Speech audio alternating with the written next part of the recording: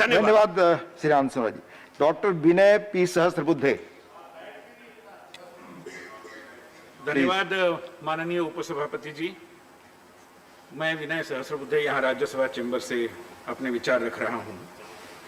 हमारे पूर्व वक्ता और विपक्ष के एक बहुत कद्दावर नेता, बहुत अनुभवी भी है, उनका भाषण मैं बड़ी उत्सुकता से सुन रहा था और मुझे लगा कि टेक्निकल बातें हैं, उससे परे जाकर वो कुछ नीतिगत सुझाव देंगे या जो भी कुछ जिन राज्यों में, जिन कस्बों में, गांवों में स्वैच्छिक संस्थाओं के माध्यम से, अन्य सामाजिक संस्थाओं के माध्यम से जो अच्छे काम हुए हैं, उसका भी कुछ प्रस्तुतिकरण, कुछ बातें यहाँ पर कहेंगे। कांग्रेस पार्टी भी लगभग 3-3.5 राज्यों में सत्ता में है, तो वो भी कुछ अपने राज्यों में क्या किया, नया नवेला और कैसा अद्भुत किया, इसकी कुछ बातें आएगी ऐसी मेरी उम्मीद थी। मगर उन्होंने ऊंचे आवाज में, मगर बहुत ज़्यादा इस पद्धति के बिंदुओं को स्पर्श नहीं किया। लॉकडाउन का विषय उन्होंने कहा और ये बात सही है कि लॉकडाउन के पहले 2 दिन पूरे देश ने माननीय प्रधानमंत्री जी के आह्वान पर जनता कर्फ्यू में सहभाग लिया था और जनता कर्फ्यू के साथ साथ जितने सारे हमारे स्वास्थ्य कर्मी हैं, पुलिस है, इनके प्रति धन्यवाद के लिए थाली नाद का भी उन्होंने आह्वान किया था। उसको भी लोगों ने बड़ी उत्सुकता से प्रतिसाद दिया, रिस्पांस दिया। मगर मैं पूछना चाहता हूं विपक्ष के लोगों को कि उसके बाद और हमारे माननीय प्रधानमंत्री जी, माननीय गृह मंत्री जी, माननीय गृह सचिव, कैबिनेट सचिव, इन्होंने राज्य के मुख्यमंत्रियों और मुख्य सचिवों के साथ, जहां तक मेरी जानकारी है, लगभग 15 बार वार्तालाप किए और किसी भी वार्तालाप में किसी भी मुख्यमंत्री ने यह नहीं कहा कि ये लॉकडाउन नहीं होना चाहिए था। जैसे जीएसटी के बारे में हम चर्चा करते हैं और स्वर्गीय अरुण जेटली जी भी बताते थे कि कंसेंसस के आधार पर जीएसटी के निर्णय होते थे, सब लोग सहमति दिखाते थे और बाहर आकर राजनीति करते थे और जीएसटी के विभिन्न विषयों की आलोचना करते थे। मैं मानता हूं ये जो दोगलापन है उससे हमारे विपक्ष के मित्रों ने बचना चाहिए। जहां तक रेल की बात है, माननीय रेल मंत्री भी यहां उपस्थित है। कई ऐसे विषय है कि जो राज्य सरकार के नियंत्रण के आधार पर ही केंद्र ने अपने निर्णय किए। मैं एक छोटा उदाहरण देता हूं। मैं मुंबई से आता हूं, उपसभापति महोदय। मुंबई में रेल यात्रा, विशेष रूप में लोकल ट्रेन का प्रवास, इसके बारे में जनता में एक मत है, वहां के राज्य सरकार का एक मत है, मगर केंद्र ने राज्य सरकार के आधार पर निर्णय किए, कहीं निर्णय को थोपा नहीं है। मैं एक छोटी बात बताता हूं कि शुरू में उन्होंने केवल इसेंशियल सर्विसेज के लिए लोकल ट्रेन का उपयोग मंजूर किया था। बाद में हमने ध्यान में ला दिया कि इसमें बैंक एम्प्लॉइज भी तो इसेंशियल सर्विसेज में आते हैं, उनको क्यों नहीं देते। तो बहुत लड़ने झगड़ने के बाद स्थानीय सरकार ने बैंक एम्प्लॉइज को किया। चलो किया तो किया, उसमें कोऑपरेटिव बैंक वालों को नहीं लिया।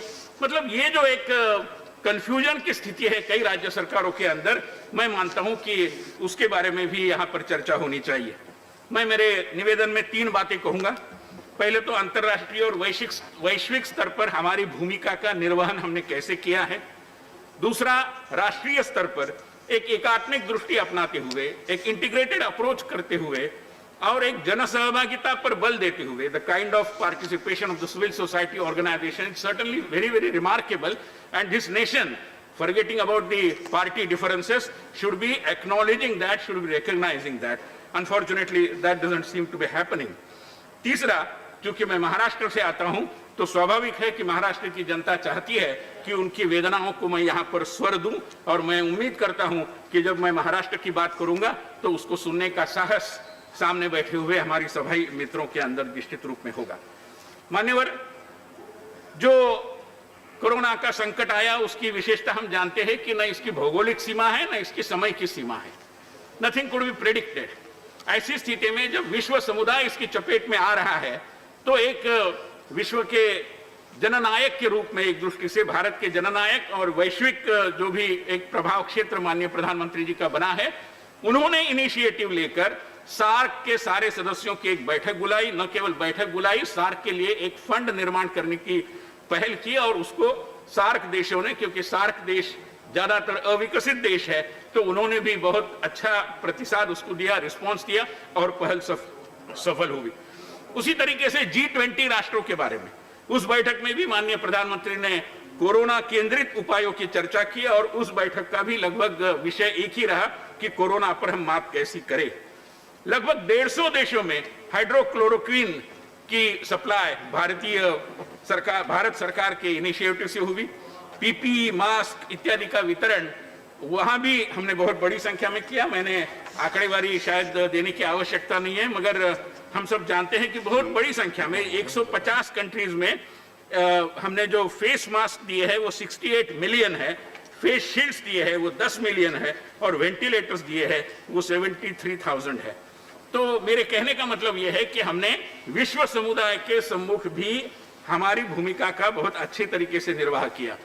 यूनाइटेड अरब एमिरेट्स हमारा बड़ा अच्छा मित्र है और वहां पर जरूरी था कि लगभग 100 के करीब डॉक्टर जाए, तो हमने 88 डॉक्टरों को यूएई में भेजा और उस देश की, हमारे मित्र देश की जो आवश्यकता है उसको पूरा करने का काम किया। इसी तरीके से जो इन्फोडेमिक, यहां पर बातें बाद में आएगी, किस तरीके से लोगों को बरगलाने की कोशिश, गलत बातें, अफवाहें फैलाना, तो इसमें भी 130 देशों को मिलाकर भारत ने एक इनिशिएटिव ऑस्ट्रेलिया के साथ लिया और हम सूचना सही पद्धति से लोगों तक पहुंचे, गलत सूचना न जाए, ताकि लोगों में भयकंप निर्माण न हो। इस दिशा में जो कोशिश करनी चाहिए वो भी बहुत अच्छी तरीके से की। अंतर्राष्ट्रीय स्तर पर जो काम हमने किया, उसी के साथ साथ राष्ट्रीय स्तर पर भी, जिसका मैंने उल्लेख किया कि एकात्मिक दृष्टि रखते हुए, एक इंटीग्रेटेड अप्रोच लेते हुए और सिविल सोसाइटी को पूरे तरीके से साथ में लेते हुए हमने काम किया, जिसके बहुत सारे उदाहरण दिए जा सकते हैं। फेडरलिज्म की बात अभी शुरुआती निवेदन में थोड़ा सा संदर्भ आया, मगर निश्चित रूप में इसके बाद तो आएगी। मगर मैं मानता हूं कि जिस पद्धति से न केवल प्रधानमंत्री, गृह मंत्री, गृह सचिव, मगर माननीय राष्ट्रपति जी ने भी सारे राज्यपालों के साथ संपर्क किया, संवाद किया और सभी तरीके से कहीं संवाद की कमी के कारण चीजें न रुके और चीजों को सामने लाने की कोशिश जो हो रही है उसको गति मिले, ये हमारी सरकार ने बहुत तरीके से सुनिश्चित किया है। मैं मानता हूं कि सदन को इस संदर्भ में सजग रहना चाहिए। विभिन्न क्षेत्रों के साथ भी उच्च स्तरीय संवाद हुए। अभी विश्वविद्यालय अनुदान आयोग की भी चर्चा आएगी, यूनिवर्सिटी ग्रांट्स कमीशन की, और कई महीनों तक ये चलता रहा कि परीक्षाएं होनी चाहिए, नहीं होनी चाहिए, नहीं होनी चाहिए, और कई लोगों ने उसको एक राजनीतिक रंग देने की कोशिश की। यहाँ पर महाराष्ट्र के हमारे कई मित्र बैठे हैं, मैं उनका वो स्मरण दिलाना चाहूंगा कि लगभग 60 के दशक में महाराष्ट्र में एक मुख्यमंत्री थे जिनके कार्यकाल में एसएससी बोर्ड की एग्जामिनेशन के जो आंसर शीट्स थे उनको आग लग गई, जो भी गोदाम में रखे थे, और चूंकि आंसर शीट्स ही नहीं है तो एग्जाम नहीं हो पाई, तो उनको सर्टिफिकेट सबको दिया गया, मगर आज भी उनको एक दृष्टि से अग्निकांड के मैट्रिकुलेशन के बारे में कहा जाता है कि ये तो आग के कारण मैट्रिक हो गए, सही तो उनके पास कोई है नहीं। अभी क्या ये हम स्थिति चाहते हैं कि किसी की मेहरबानी के कारण लोग डिग्री का सर्टिफिकेट हासिल करें? तो ये तो स्वाभाविक है कि मूल्यांकन होना चाहिए, डिग्री अगर आप चाहते हो तो। बाकी एग्जामिनेशन की बात इसमें नहीं है, मगर डिग्री एग्जामिनेशन के लिए, लास्ट ईयर के लिए एग्जामिनेशन होनी चाहिए। ये एक बहुत ही तर्कबद्ध ऐसा सूत्र सरकार ने ये नीति अपनाई, सुप्रीम कोर्ट में भी उसके बारे में सुनवाई हुई और आखिरकार अभी एग्जामिनेशन होने वाले हैं। और मैं मानता हूं कि देश का अधिकांश छात्र समुदाय इससे प्रसन्न है, क्योंकि छात्र को भी ये लगता है कि मेरे अंदर जो क्षमता है उसको कहीं ना कहीं आंकना चाहिए। संसद का यह अधिवेशन हो रहा है, मैं मानता हूं कि ये भी शो मस्ट गो ऑन की जो नीति है सरकार की, उसका एक प्रतीक है। जिस पद्धति से व्यवस्थाएं की गई है, महीनों तक दोनों सदनों के अध्यक्ष और सभापति जी ने काफी सोच विचार करते हुए और पैंडेमिक का गलत परिणाम किसी के ऊपर न हो इसकी चिंता करते हुए इस अधिवेशन की रचना बनाई। और मैं मानता हूं कि भारतीय जनतंत्र की जो प्रणाली है उसमें इस तरीके का अधिवेशन करने का एक निर्णय करना और निर्णय पर कायम रहते हुए उसको आगे ले जाना अपने आप में एक महत्वपूर्ण बात है। मान्यवर, कई बार हम देखते हैं कि चीजों को रिडिक्यूल किया जाता है। माननीय प्रधानमंत्री जी को, उनके साथ गृह मंत्री जी को तरह तरह के व्यंग्यात्मक टिप्पणियां सोशल मीडिया के हैंडल से, कभी विपक्ष के लोग भी होते हैं, कभी अन्य लोग भी होते हैं। मैं मानता हूं कि पॉलिटिक्स ऑफ रिडिक्यूल से अधिक महत्वपूर्ण है पॉलिटिक्स ऑफ रिस्पॉन्सिबिलिटी। यहां तक कि जब दीप जलाकर हमारे सारे सुरक्षा कर्मी और स्वास्थ्य कर्मियों के बारे में हम एक कृतज्ञता का भाव बताए, ऐसी बात हुई थी, तब उसकी तरह तरह की विडंबना की गई और तरह तरह की बातें उसके बारे में आई। मतलब मुझे समझ में नहीं आता कि किसी अपने दिल के करीबी कारण के कारण मतलब का मुद्दा लेकर यहाँ इंडिया गेट पर मोमबत्ती जलाने वाले जो है उनको ये दीप प्रज्वलन पसंद नहीं है।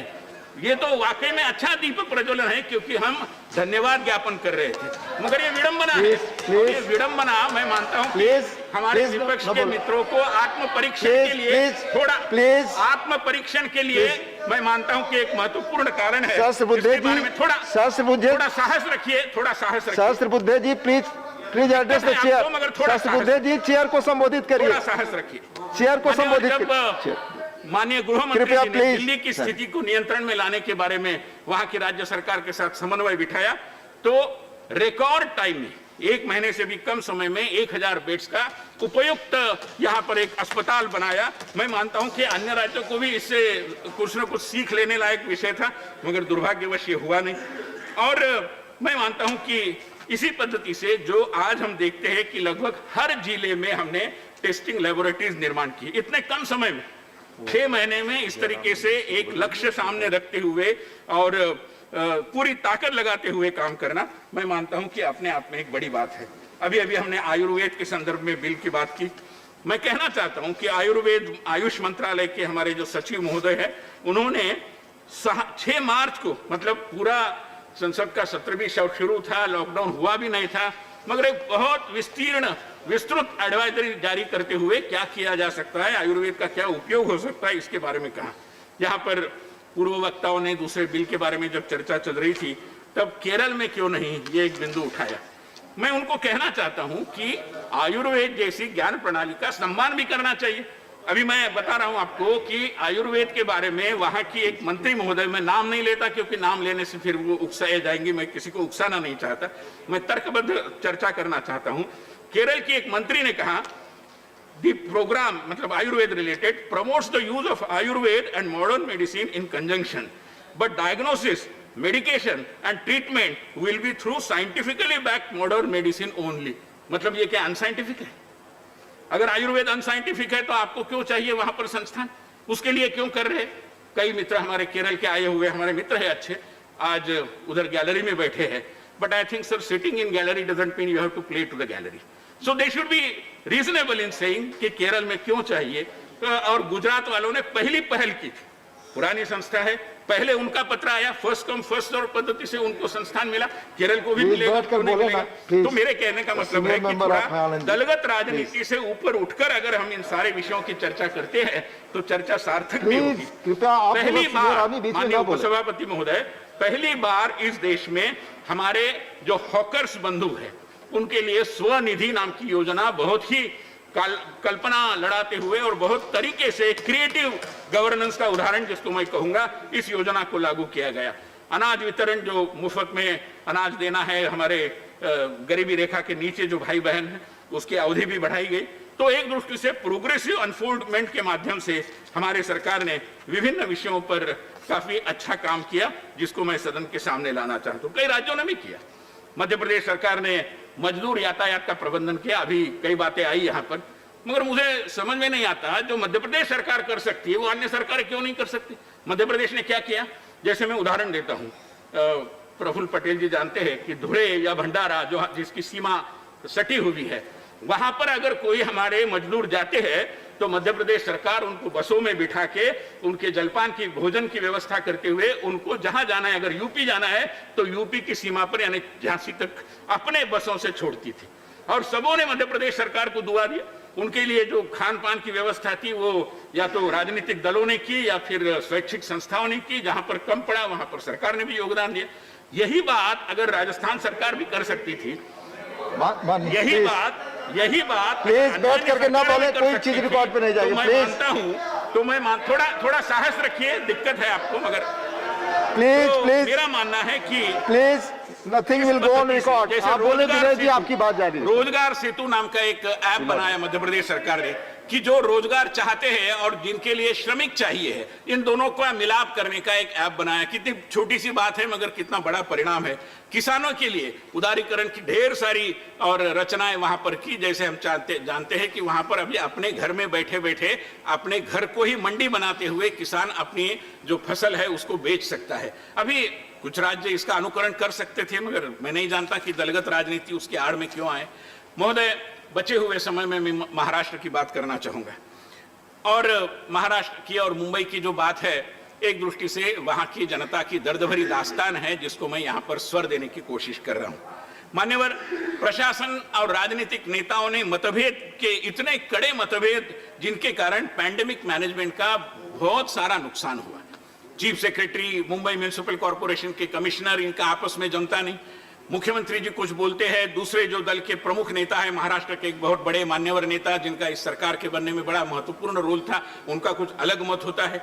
जैसे ये बताया गया कि बिगिन अगेन, कितना बड़ा अच्छा नाम दिया, एक कोई गाना है मुझे बताया गया अंग्रेजी गाना, तो हमें लगा कि बिगिन अगेन, चलो नया शुरू होगा, मगर शायद उसमें न बताई बात थी कि बिगिन लॉकडाउन अगेन, पुनः लॉकडाउन शुरू कर दिया।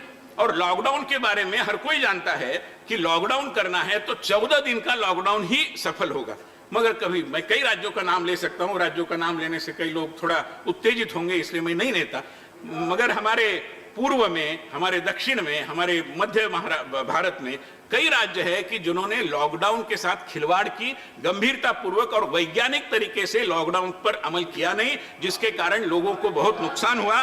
बहुत सारी बातें, तबादलों की राजनीति, मान्यवर, मैं तबादलों की राजनीति के बारे में आपको बताना चाहूंगा। महाराष्ट्र के जो हमारे अधिकारी है उसको सुबह 2 बजे, दोपहर 2 बजे मिलता है कि आप फलानी जगह जाओ, और 4 बजे मिलता है कागज की नहीं वहां से आपको ट्रांसफर किया गया है। अरे प्रशासन चला रहे हो या जनता के साथ खिलवाड़ कर रहे हो? कुछ तो गंभीरता रहे, मगर गंभीरता कैसे आएगी?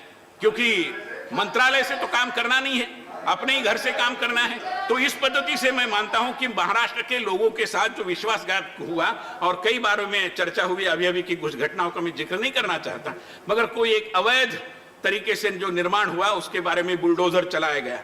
अरे ये सरकारी अवैध निर्माण का प्रतीक है। विषय पे कोविड पे बोले प्लीज, जमीन किसने बनाई और सरकार किसने बनाई? तो मैं मानता हूं जो विषय है उसको बोले, माननीय ससुरी विषय पर बोले प्लीज, उचित नहीं है। प्लीज, एक टास्क फोर्स बना गया, मान्यवर, मैं आपको प्लीज चाहूंगा, मैं उसके उदाहरण देना चाहूंगा कि एक कृपया इस विषय पर बोले, और ये टास्क फोर्स में हमारे मुंबई के एक बहुत जाने माने और विशारद है, शल्य विशारद डॉक्टर संजय ओक, इनकी उपस्थिति में, उनके नेतृत्व में एक टास्क फोर्स बनाया गया। अभी टास्क फोर्स काम करता है। उन्होंने अभी 6 सितंबर को एक रिपोर्ट दिया। उस रिपोर्ट में reduce the number of test, reduce number of test, reduce number of contact, please, but suboptimal quarantine and isolate, ऐसी ढेर सारी बातें कही है। मगर दुर्भाग्यवश मान्यवर, सर, अगर इस तरीके से डिबेट करनी है तो हमारे पास भी लंग पावर इनफ है यहाँ पे सर। मैं आप सबसे, मेरे ख्याल से जैसे हमने आपने सही कहा, मैं सबसे आग्रह करूंगा बीच में कृपया न बोले। कोई और चीज रिकॉर्ड पे नहीं जाएगी। अगर इज्जत से माननीय तो दोनों तरफ से हो जाए। माननीय सहस्त्र बुद्धे जी प्लीज, प्लीज, देख के आवाज को दबाने की कोशिश हो रही है। आप कृपया ये महत्वपूर्ण विषय है, इसके बारे में बोले, हम लोग इस इश्यू को डिस्कस करें प्लीज। कोई बात ना कोई सोचता है ना कोई आकलन में लेता नॉट अलाउड राजीव जी, ढेर सारी रिकमेंडेशंस है, उनकी ढेर सारी रिकमेंडेशंस है। थोड़ा बैठिए, आप बैठिए जरा, सुनिए, सुनने का साथ nothing will go record, it will not go record, please बैठिए जरा। आप एड्रेस करें चेयर को और विषय पर बोलिए, विषय पर बोलिए। दिल्ली में अगर हम महाराष्ट्र के, भारत के टॉप 10 शहर की जहां पर कोरोना का प्रकोप सबसे ज्यादा है, कौन से है? पुणे, और ये आंकड़ेवारी मैं 2 सितंबर की दे रहा हूं। पुणे अभी तो बढ़ा ही होगा। पुणे में 1,82,000, दिल्ली में 1,79,000, मुंबई में 1,48,000, चेन्नई में 1,37,000, जहां से मैं आता हूं ठाणे में 1,35,000, मगर उसकी गंभीरता को आंकते ही नहीं। मैं आपको उदाहरण देता हूं, इन्होंने एक जंबो कोविड सेंटर नाम की एक रचना बनाई कि बहुत बड़ा विस्तीर्ण, हमारे ठाणे में 4 मंजिला एक बिल्डिंग में कोविड सेंटर चलाया गया, जिसमें लगभग 2,000 लोगों के लिए बेड डाले गए। और बेड कैसे खरीदे? नहीं, किराए से लिए, क्योंकि उसमें भी सारे व्यवहार हैं गलत तरीके के। चलिए लिया, अभी उसमें आप साहस रखिए, संजय जी प्लीज साहस प्लीज रखिए, थोड़ा प्लीज कठिन है आपको कृपया आपस में बात ना करें, आपका मौका होगा बताएं, लेकिन साहस आप विषय पर बोले, और आप विषय पर बोलिए। केवल 500 लोग आए, आप विषय पर बोले, बड़ा इतने गंभीर डॉक्टर ही विषय नहीं- है माननीय सहस्त्र बुद्धे जी, इतने प्लीज डॉक्टर ही न होने के प्लीज। कारण और डॉक्टरों का प्लीज। वेतन, मैं आपको बताना चाहता हूं कि ये जो हमारे स्वास्थ्य विभाग के पद है उनको बिल्कुल भराने की कोई व्यवस्था नहीं है। महाराष्ट्र में वैद्यकीय और आरोग्य सेवा के लिए 7,985 पद मंजूर है। अभी जो पदों को भरा गया है वो केवल 6,784 है, 1,201 पदों को भरा ही नहीं है। सामान्य सेवा में भी लगभग 948 पद मंजूर है। पुरानी सरकारों ने, इस सरकार ने भी मंजूर किए होंगे, मगर पद भरना नहीं। पता नहीं पद भरने के बारे में और कुछ भरने की रचना है या क्या है, हम नहीं जानते, मगर पद नहीं भरे गए। तो मान्यवर, गंभीरता के बारे में बहुत सवालिया निशान हम सबके सम्मुख निर्माण होते हैं। ये जो रवैया अपनाया गया है हमारी महाराष्ट्र की सरकार ने, और मैं बताना चाहूंगा कि किस पद्धति से इस पूरे विषय की एक दृष्टि से हंसी मजाक हो रही है। लोग भी बड़े विचलित है, और अभी जैसे ठाणे में अन्य अन्य जगह पर जो व्यापारी है उनको भी बहुत बड़ा नुकसान सहन कर रहा है, क्योंकि सरकार एक बताती है, कॉरपोरेशन दूसरा बताती है, वार्ड ऑफिसर और तीसरा बताता है। सबके अपने अपने हिसाब किताब है और उस पद्धति से काम चलता है, जिसके कारण भ्रष्टाचार की और शिकार हो जाते हैं सामान्य लोग। और श्रमिकों के बारे में कहो, व्यापारियों के बारे में कहो, अभी नौकरी पर जाना है, बसें उपलब्ध कराइए, चलिए लोकल आप नहीं कहते, आपके पास पूरा स्टेट ट्रांसपोर्ट है, आपके पास स्कूलों के बसें हैं, उनको कोई काम नहीं है, स्कूलों की बसें पार्क हुई है, थोड़ा दिमाग लगाइए, उनको भी काम में लाइए, उसमें थोड़ा सोशल डिस्टेंसिंग का कुछ विचार करिए। डोंबिवली जैसे शहर से मुंबई में जाना 7-7 घंटे लगते हैं भाई साहब, और रास्ते इतने खराब है जिसकी कोई मतलब चर्चा नहीं की जा सकती। ऐसी स्थिति में मान्यवर, मैं कोई ऐसी व्यंग्यात्मक टिप्पणी उस पद्धति से नहीं करना चाहता, मगर मैं न भी करूं तो महाराष्ट्र के कई कवियों ने किया है, और वो कोई हमारे विचारधारा के नहीं है। एक कवि तो कांग्रेस की विचारधारा के हैं, रामदास फुटाणे जी, मैं उनका सम्मान के साथ नाम ले रहा हूं, और उनकी प्रकाशित कविता है, मराठी में थोड़ा सा उसका मैं जिक्र करता हूं। फुटाणे साहेब क्या बोलते हैं, ते बॉर्डरवर गेले, यानी कौन बॉर्डर पर गया हमें पता है, वो बॉर्डर पर गए सैनिकों के मनोधैर्य बढ़ाने। ये मंत्रालय में कब जाएंगे, जाने वाले तो है ही, क्योंकि मावड़े हैं, एकदम नीडर है, मगर लिफ्ट बड़ी होने के बाद, क्योंकि लिफ्ट से कार अंदर जाती है और कार से फिर मंत्रालय के 6वें मंजिल पर वो जा सकते हैं। ये फुटाणे जी कहते हैं, हम नहीं कहते। वो तो कांग्रेस के हैं और बड़े नेता भी है और एक प्रतिभाशाली कवि है, पूरा महाराष्ट्र उनकी व्यंग्यात्मक कविताओं का मुरीद है, मगर लोगों को अब रह नहीं जा रहा। और मैं मानता हूं कि जिन लोगों ने इस सरकार को बनाने में भूमिका निभाई, वो अगर अपने अंतर्मन को थोड़ा सा टटोलेंगे, उनको भी ध्यान में आएगा कि ये हम क्या करके बैठे, किस पद्धति की सरकार हमने बनाई।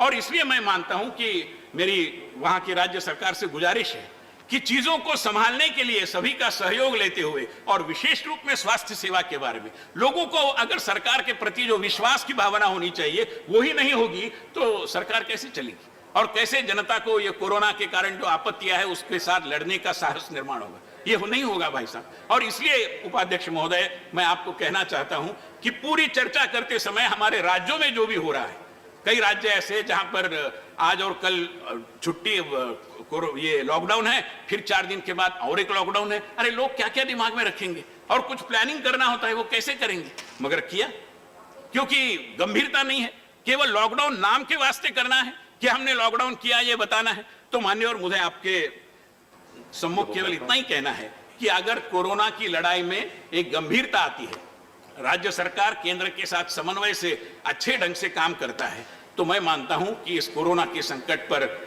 निजात पाने के लिए, उस पर मात करने के लिए जनता के सहयोग से, और जनता के सहयोग की बात मैं क्या करूं, जिस पद्धति से सिविल सोसाइटी ने इसमें सहयोग दिया है, मुंबई में कई जगह पर, पुणे में हमारे राष्ट्रीय स्वयंसेवक संघ के कार्यकर्ता स्वयंसेवक पूरा वो पहनते हुए और पीपीई किट, कई घरों में जाकर उन्होंने अपनी जान जोखिम में डालकर, करने के पहले और करने के बाद 14-14 दिन का क्वारंटाइन सहन करते हुए उन्होंने काम किया। मगर दुर्भाग्यवश हमारे विपक्ष के नेता नहीं मानेंगे। मैं दलगत बात नहीं कर रहा हूं, मगर भारतीय जनता पार्टी के सैकड़ों लाखों कार्यकर्ताओं ने जिस पद्धति से अपना सामाजिक योगदान, चाहे भोजन की व्यवस्था हो, चाहे यातायात की व्यवस्था की हो, भारत के राजनीतिक दलों के इतिहास में ये एक स्वर्णिम प्रकरण है। और मैं मानता हूं कि सारे राजनीतिक दल इसी काम में लगे और देश को कोरोना की महामारी से बचाने के लिए सरकार के जो प्रयास चल रहे हैं उनसे कंधे से कंधा मिलाकर अपना भी योगदान दे, इतना ही विनम्र अपील करते हुए मैं अपने भाषण को माननीय सदस्यगण,